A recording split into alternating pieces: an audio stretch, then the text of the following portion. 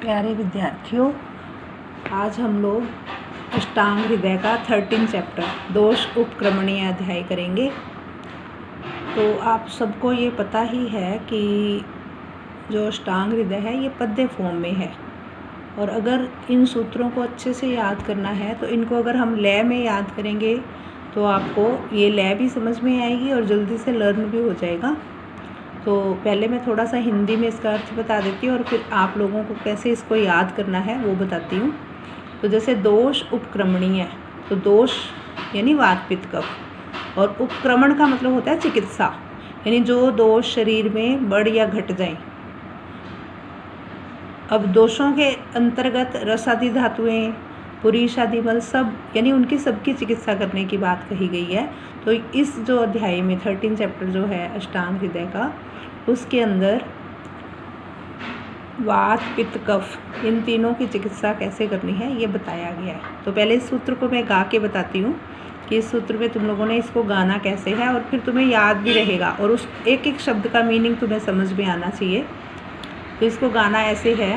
वातस्य उपक्रम है स्नेह स्वेद संशोधनम मृदु स्वादु अम्ल लवणोष्णानि भोज्यानि अभ्यंगमर्दनम वेष्टनम त्रासनम सेको मध्यम पैष्टिकगोडिकम स्निग्धोष्णाबस्त्यो बस्ति नियम सुखशीलता दीपनै पाचनै सिद्धा स्नेहाश्च अनेक योनयः विशेषान् मेद्य पिशित रस तैल अनुवासनम।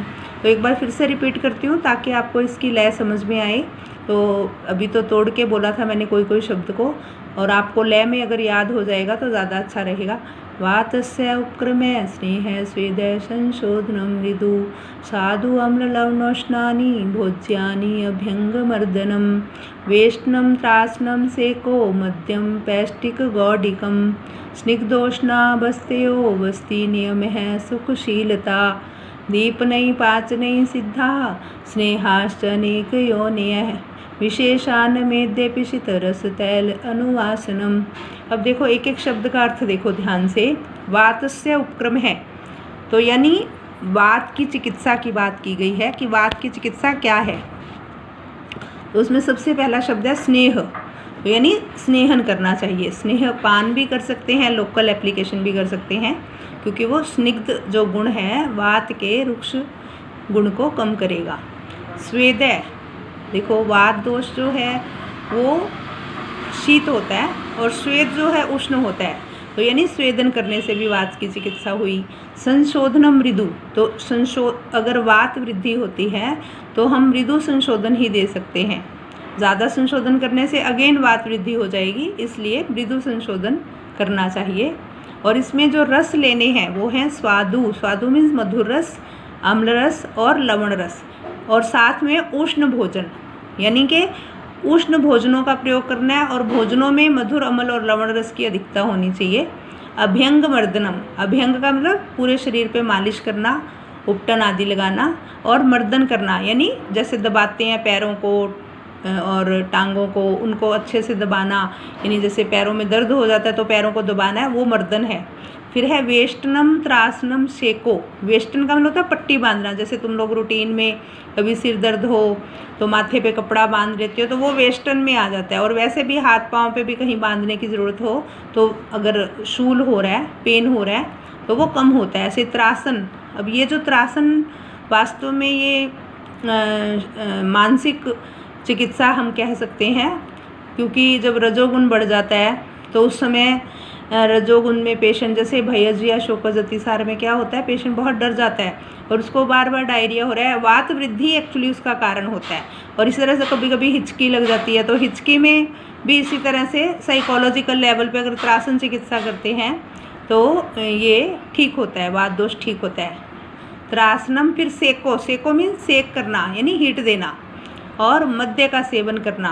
पैस्टिक गौडिक मीन्स, पैस्टिक मीन्स पिट्ठी वाले, जैसे उड़द की दाल की पिट्ठी होती है, उन सब से मिले हुए पदार्थों का सेवन करना। ये सब कफ वृद्धि को करते हैं और वात की शांति करते हैं। और गौडिकम मीन्स गुड़, गुड़ की बनी हुई, यानी जो मद्य है वो गुड़ की बनी हुई सेवन करनी चाहिए। और पिट्ठी वाले पदार्थ जैसे उड़द की या मूंग की दाल की पिट्ठी के हम लोग वड़े आदि बना लेते हैं, वो इसमें आ जाते हैं। स्निग्ध उष्णा बस्तियों, स्निग्ध और उष्ण बस्तियों का नियम अनुसार सेवन करना चाहिए, यानी कि जिस तरह से हमें रोग के अनुसार उसको यथा दोषम यथा बलम यथा वय के अनुसार भी हम बस्ती की मात्रा को प्रयोग करते हैं। तो स्निग्ध उष्णा बस्तियों, बस्ती और जो होनी चाहिए वो स्निग्ध और उष्ण होनी चाहिए। बस्ती नियम अनुसार उसका सेवन करना है, बिना नियम के सेवन नहीं करना है। और सुखशीलता, सुख का मतलब आराम से, और शील मीन्स स्वभाववश, यानी समय बिताना, यानी फालतू में अगर दौड़ धूप करते हैं हम लोग, इधर उधर भागते फिरते हैं, तो उससे वात वृद्धि होगी। अगर आराम से रहेंगे, टिक के रहेंगे, तो उससे वात वृद्धि नहीं, यानी एक तरह से आराम करना, रेस्ट करना, यानी बहुत भाग दौड़ की और उसके बाद रेस्ट करना, दैट इज़ इम्पॉर्टेंट।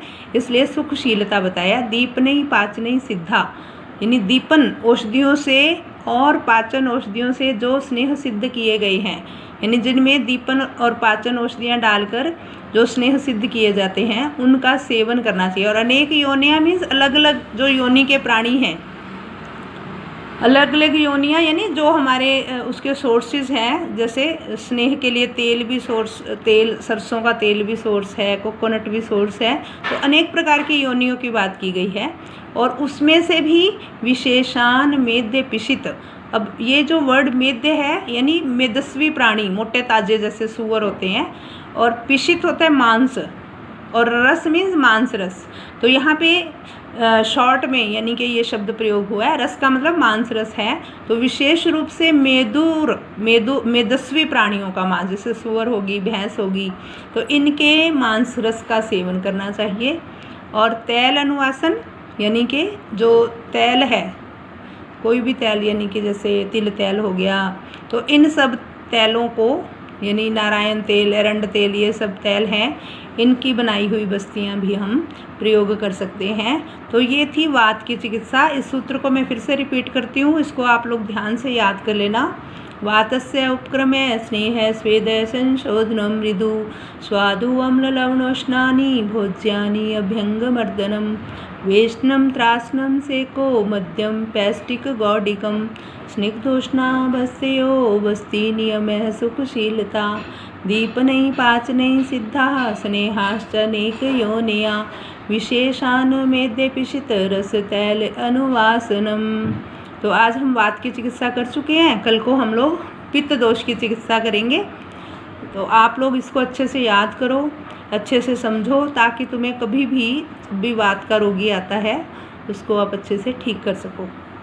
तो ये इस चैप्टर का नाम भी याद रखना है, दोष उपक्रमणीय अध्याय। उपक्रम का मतलब है चिकित्सा। तो ये 13 चैप्टर है, अष्टांग हृदय में से हम लोग कर रहे हैं, और ये पेपर के लिए बहुत ही इम्पॉर्टेंट है। इसको पद्य फॉर्म में वाइवा के लिए याद करो, और इसका जो चिकित्सा का हिंदी में मीनिंग है वो भी एक एक शब्द को समझना है। चलो, धन्यवाद।